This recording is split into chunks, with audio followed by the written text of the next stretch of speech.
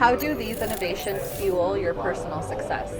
Yeah, so we have a desire as a business to grow to become not only the BTP experts in our region, but BTP experts in other regions as well. So I see these announcements as being critical for us being able to scale how and why we teach people about business technology platform and the modern SAP.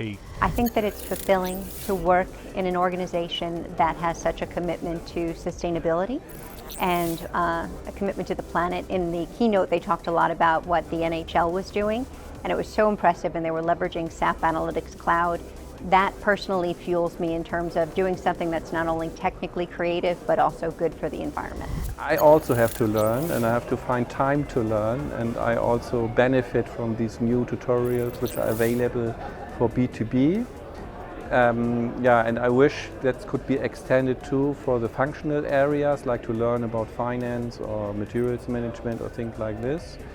But I think it's a good first step to enable the community to use these new tools which are out there, and so I myself, as I'm part of the community, do benefit from it as well.